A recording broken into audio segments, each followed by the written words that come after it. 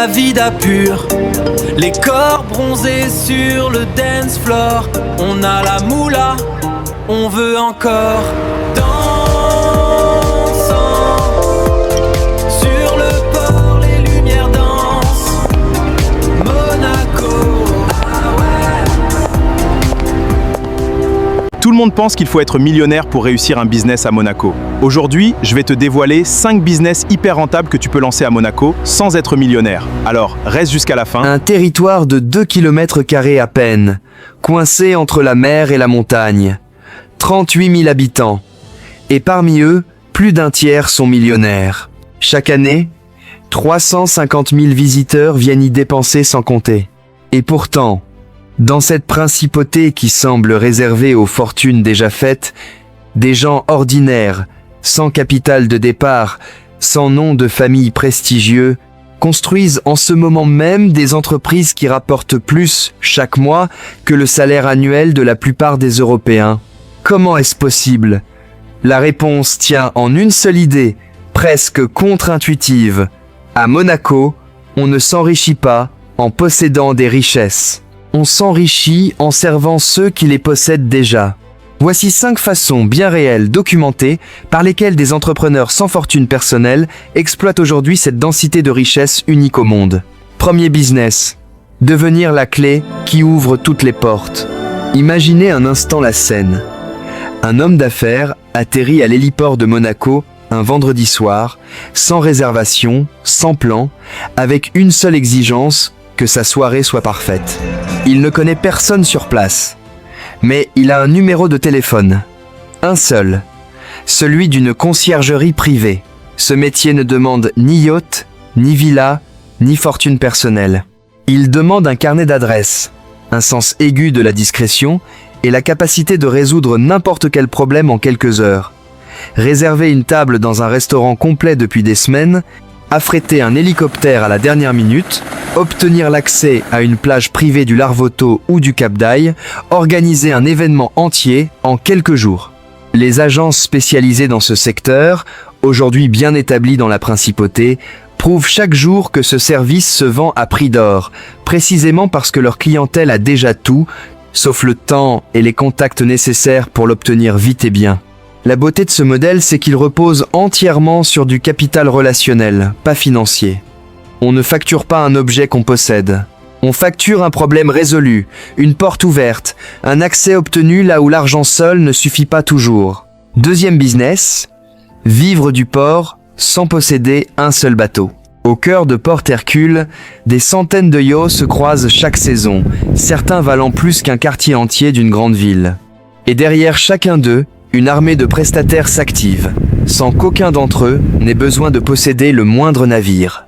Agents maritimes chargés de coordonner les escales, sociétés de ravitaillement, équipes de nettoyage et d'entretien spécialisées, recruteurs d'équipages saisonniers, organisateurs de réception à bord.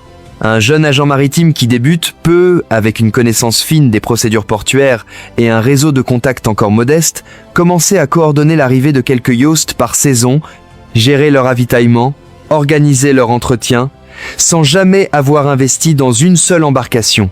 Le secteur, professionnalisé, structuré autour d'agences déjà bien implantées à Monaco et sur toute la Côte d'Azur, continue d'absorber une demande immense, portée par un trafic maritime qui ne faiblit jamais vraiment, quelle que soit la conjoncture économique mondiale. Troisième business, garder les maisons de ceux qui n'y vivent jamais.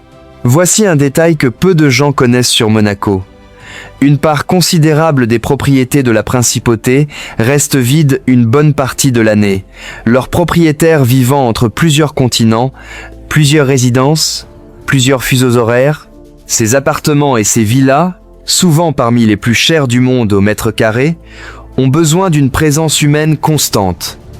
Inspection régulière, surveillance de la sécurité, contrôle des installations techniques, préparation du logement avant chaque retour du propriétaire. Ce service de gestion et de surveillance de propriété, en l'absence de leurs occupants, s'est structuré en véritable filière économique, avec des entreprises spécialisées qui facturent des abonnements mensuels récurrents pour ce type de prestations. Nul besoin de posséder soi-même un bien immobilier dans la principauté pour en vivre.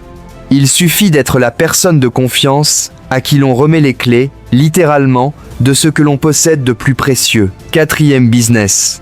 L'entreprise qui ne paie presque pas d'impôts la première année. Voici sans doute le secret le mieux gardé de la principauté. Celui que peu d'entrepreneurs étrangers exploitent réellement. Une société nouvellement créée à Monaco, développant une activité réellement nouvelle et réalisant l'essentiel de son chiffre d'affaires en dehors du territoire, peut bénéficier d'une exonération totale d'impôts sur les bénéfices pendant ses 2 premières années d'existence. Aucun capital social minimum n'est exigé pour une entreprise individuelle. Le gouvernement lui-même encourage activement cette dynamique, au point d'avoir enregistré près de 600 nouvelles créations d'entreprises sur la seule dernière année recensée.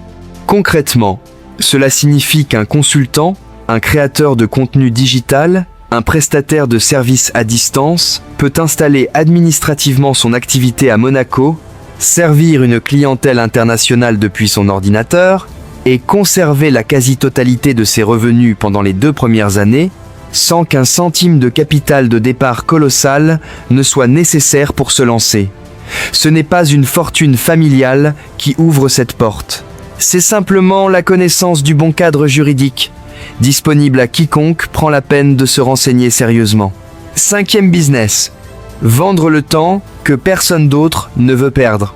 Le dernier modèle peut être le plus accessible de tous, repose sur une seule observation.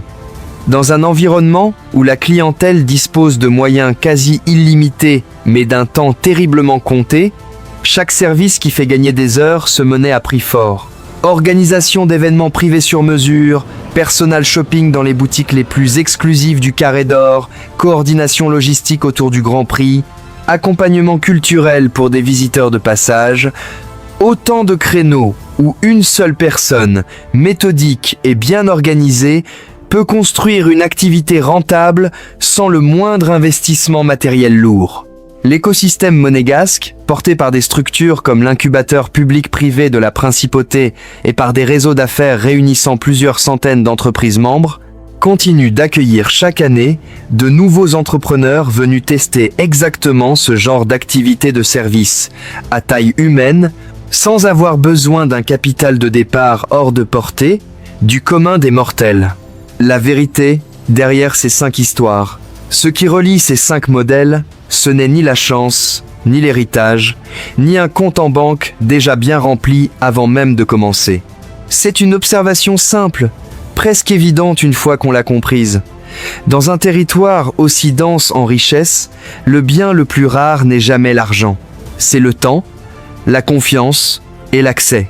Et ces 3 choses-là, contrairement à un compte en banque, se construisent avec de la rigueur, de la discrétion et de la constance, bien plus qu'avec un capital de départ. Alors la prochaine fois que tu croiseras, même en photo, les jardins du casino ou les quais du port Hercule, souviens-toi de cette vérité. La vraie fortune de Monaco ne se trouve pas uniquement dans les coffres de ses résidents les plus célèbres. Elle circule aussi, discrètement, entre les mains de ceux qui ont simplement compris comment la servir intelligemment. Si cette plongée dans les coulisses économiques de la Principauté t'a appris quelque chose que tu ignorais il y a encore 10 minutes, abonne-toi dès maintenant. La suite de cette série va t'emmener dans d'autres territoires où la richesse se construit dans l'ombre, loin des clichés qu'on nous raconte habituellement.